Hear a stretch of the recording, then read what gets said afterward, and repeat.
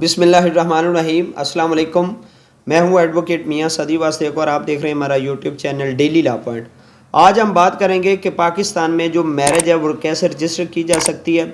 جو نکاح رجسٹرار ہے وہ شادی کا اندراج کیسے کرے گا، ٹھیک ہے، اور کون سی یونین کونسل میں جو شادی کا اندراج ہے وہ نکاح کا اندراج کروایا جا سکتا ہے، اس کا مکمل طریقہ کار کیا ہے، ٹھیک ہے، کیا ہم اپنی مرضی کی یونین کونسل میں نکاح رجسٹر کروا سکتے ہیں، اور اگر پاکستان سے باہر ہم شادی کر رہے ہیں تو اس کو کیسے ہم پاکستان کی یونین کونسل میں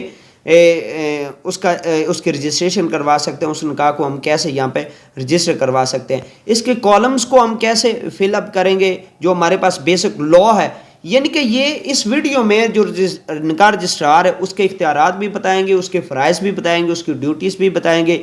نکاح نامے کی جو رجسٹریشن ہے، جو نکاح کا اندراج ہے وہ مکمل طریقہ کار کیا ہے، اگر پاکستان سے باہر ہو یا پاکستان کے اندر ہو، اپنی متعلقہ یونین کونسل میں ہو یا اپنی متعلقہ یونین کونسل سے باہر ہو، ٹھیک ہے۔ تو اس کے متعلق جو ہمارے پاس اسپیسیفکلی لا ہے وہ سب سے پہلے تو مسلم فیملی لا آرڈیننس 1961 کا جو سیکشن ہے 5 کا sub section 1، sub section 3، sub section 2A اور سب سیکشن 4۔ اس کے علاوہ west Pakistan rules under Muslim family laws ordinance 1961 کا رول نمبر جو ہے وہ 9 ہے، 10، 11، 12 اور 13، ٹھیک ہے۔ یہ رول جو ہے وہ نکاح نامے کے متعلق ہیں، رجسٹریشن آف میرج کے متعلق ہیں، نکاح کو پاکستان میں اندراج کروانے کے متعلق ہے۔ سب سے پہلے سیکشن جو 5 ہے اس کے تحت کہ جناب اس میں لکھا ہے کہ جو بھی شادی ہوگی، نکاح ہوگا، اس کو مسلم لا کے تحت اس کو درج کیا جائے گا، اس کا اندراج کیا جائے گا، اس کی رجسٹریشن کروائی جائے گی۔ اس کے بعد سیکشن 5 سب سیکشن 3 میں لکھا ہے کہ جو رسم نکاح رجسٹرار، یعنی کہ جو رسم نکاح اگر تو نکاح رجسٹرار ادا کرتا ہے تو وہ اس کو اپنے پرت میں، اپنے نکاح نامے میں، نکاح رجسٹر میں اس کو درج کر لیتا ہے، اور اگر کوئی ایسا نکاح ہوتا ہے کہ جو نکاح رجسٹرار اس رسم نکاح کو ادا نہیں کرتا اور جو شخص رسم نکاح ادا کر رہا ہے، ٹھیک ہے، وہ اس کی اطلاع جو ہے وہ نکاح رجسٹرار کو دے گا، ٹھیک ہے، اور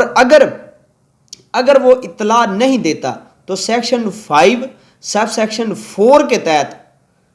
تحت اس اطلاع نہ دینے والے کو 3 ماہ کی قید اور 1 لاکھ روپیہ جرمانہ ہوگا۔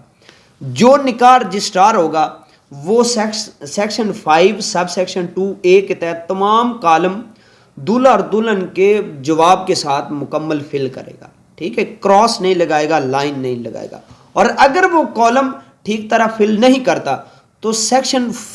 5 سب سیکشن 4 کے تحت اس کو 1 ماہ کی قید اور 25,000 روپیہ جرمانہ ہو سکتا ہے۔ اب آتے ہیں رولز کی طرف۔ جو نکاح کی فیس ہے یہ رول نمبر 9 کے تحت یہ دولہا کی طرف سے وصول کی جائے گی، ٹھیک ہو گیا، اور اس میں جو فیس آپ وصول کرتے ہیں، یعنی کہ لا میں لکھا ہے کہ جو فیس وصول ہوگی وہ 80% نکاح رجسٹرار رکھے گا اور 20% جو ہے وہ یعنی کہ یونین کونسل میں جمع ہوگی۔ اب 1961 میں جب یہ قانون بنا تھا تو زیادہ سے زیادہ 20 روپے چارج کر سکتے تھے، 20 میں سے آپ نے 80% اپنے پاس رکھنی، 80% آپ نے اپنے پاس رکھنی اور 20% آپ نے یونین کونسل میں جمع کروانی ہے۔ رول 9 اور جو اس کا سب رول 3 ہے اس کے تحت اگر حق مہر جو ہے وہ کسی جائیداد کی شکل میں،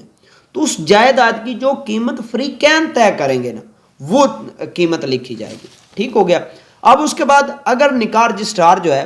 وہ رسم نکاح ادا کرے، یعنی کہ نکاح یعنی کہ جو بھی رسم ہوگی نکاح کی وہ خود ادا کرے،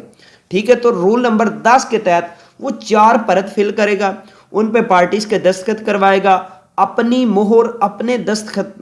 کرے گا، ٹھیک ہے، اور پہلا پرت رجسٹر میں ہوگا، ٹھیک ہے، اور اس کے بعد جناب دوسرا اور تیسرا ایک دلہن کو پرت، ایک جو ہے نا وہ دولہا کو پرت، اور چوتھا پرت جو ہے وہ یونین کونسل میں جمع ہوگا۔ اور اگر وہ نکاح نامہ فل کر لیتا ہے اور اس کے بعد وہ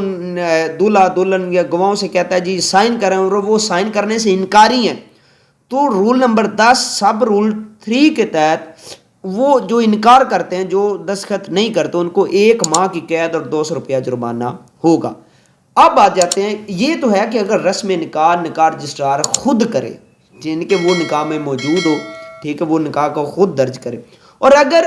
ایسا نکاح ہوتا ہے جس میں نکاح رجسٹرار موجود نہیں، نکاح کی جو رسم کوئی دوسرا شخص ادا کرتا ہے، تو اس کو رول نمبر 11 ڈیل کرتا ہے۔ اب اس رول نمبر 11 میں ہے کہ جو شخص رسم نکاح ادا کرے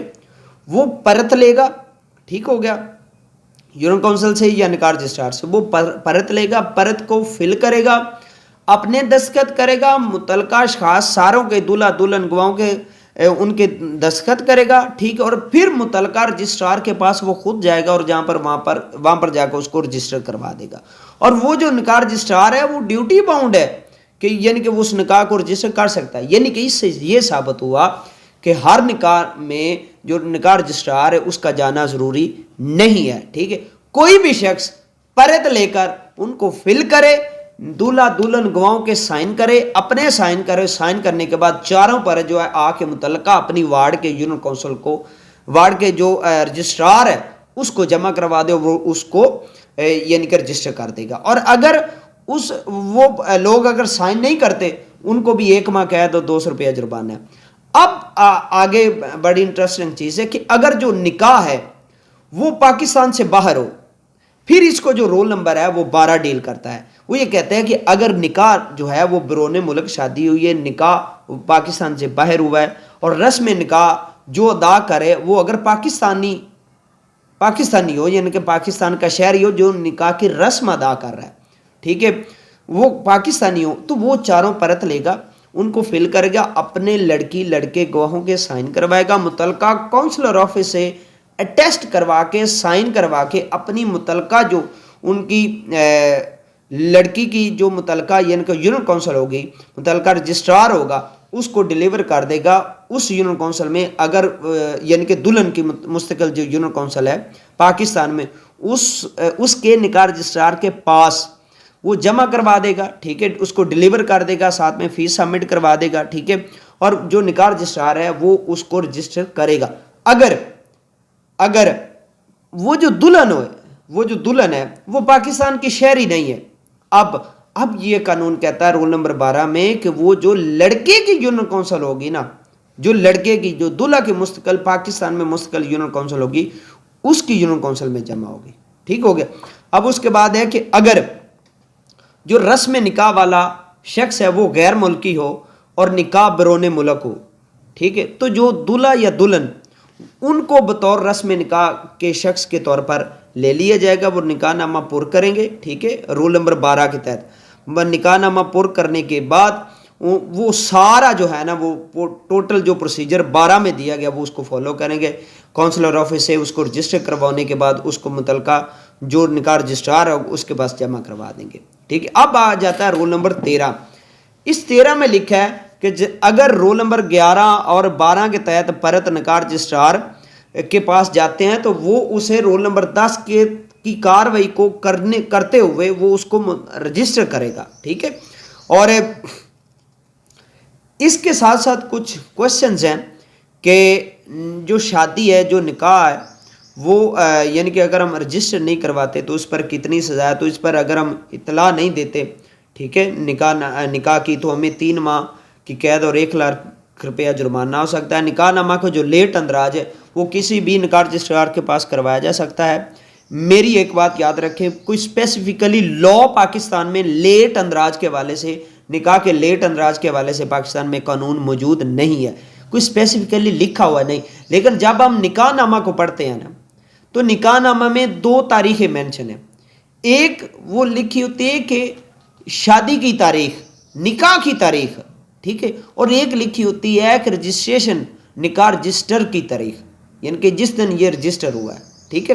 اب میرے پاس یہ پڑھا بھی ہوا ہے، میں آپ کو اسپیسیفکلی پڑھ کے بتا دیتا ہوں، ٹھیک ہے، اس میں کیا لکھا ہوا ہے۔ اس میں جناب 2 کالم ہیں، ایک ہے شادی سر انجام پانے کی تاریخ، کالم نمبر 12، اس میں وہ ڈیٹ آئے گی جس دن ان کا پارٹیز کا نکاح ہوا ہے۔ اس کے بعد جناب والا کالم نمبر ہے 24، شادی کو درج رجسٹر کرانے کی تاریخ۔